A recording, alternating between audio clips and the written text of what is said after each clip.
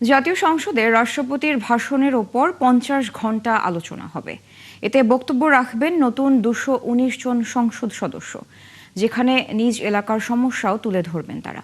রাষ্ট্রপতির ভাষণে ধন্যবাদ না জানালেও আলোচনায় অংশ নেবে বিরোধী দলও। এদিকে আগামী 30 মার্চের মধ্যে অন্তর্বর্তী সরকারের অধ্যাদেশগুলো যাচাই বাছাই শেষে বিল আকারে তোলা হবে সংসদে। একাত্তরকে এসব তথ্য জানিয়েছেন সরকার দলীয় চিফ হুইপ নুরুল ইসলাম মনি। বিস্তারিত মোহন ইসলামের প্রতিবেদনে।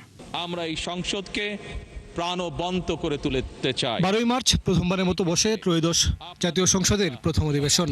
রীতি অনুযায়ী সেখানে ভাষণ দেন রাষ্ট্রপতি মোহাম্মদ শাহাবুদ্দিন। দেশনেত্রী বেগম খালেদা জিয়ার অবদানকে শ্রদ্ধার সঙ্গে স্মরণ করছি, যা বয়কট করে বিরোধী দল। সেই ভাষণের উপর ধন্যবাদ জানিয়ে জাতীয় সংসদে আলোচনা করা হবে 50 ঘন্টা।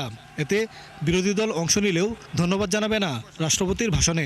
অপটিক্যাল ব্রাইটেনার, কালার গার্ড এবং জার্ট লক সমৃদ্ধ অ্যাডভান্স ফর্মুলায় এলো নতুন রে ডিটারজেন্ট পাউডার। রাষ্ট্রপতির ভাষণের উপরে আমরা আমাদের বক্তব্যটা তো অবশ্যই দিব, যে আমরা কোন কারণে ওয়াকআউট করেছিলাম, কোন কারণে আমরা মনে করেছিলাম যে রাষ্ট্রপতি বক্তব্য দেওয়া অনুচিত এই সংসদে।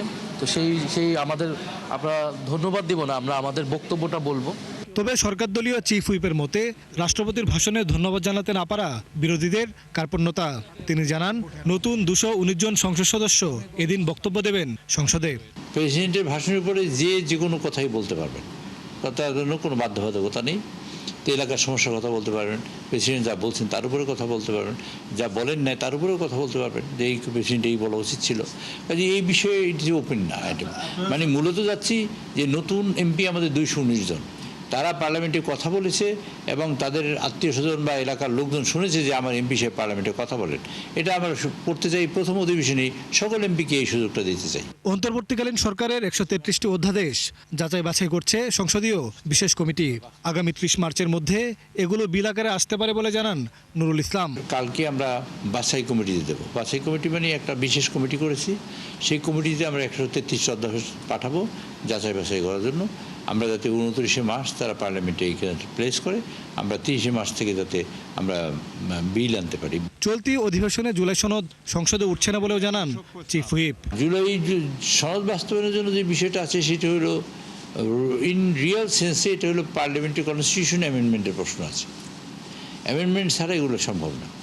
অ্যামেন্ডমেন্ট করতে যদি আমরা এই সেশনে তো অ্যামেন্ডমেন্ট করতে পারবো না, কারণ এই সেশনে অনেক বিজনেস আছে।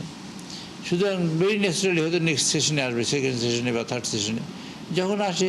আবার কনস্টিটিউশন অ্যামেন্ডমেন্ট হলে তারপরে তখন অ্যামেন্ডমেন্ট হওয়ার পরে কার্যক্রম যা আছে তাই হবে। বিরোধী দল ঘন ঘন ওয়াকআউট করবে না বলেও আশা তার। মূলত জাতীয় সকল সমস্যা সমাধানের কেন্দ্রবিন্দু হবে এই পার্লামেন্ট। মোহন ইসলাম, 71, ঢাকা। দলের কাজ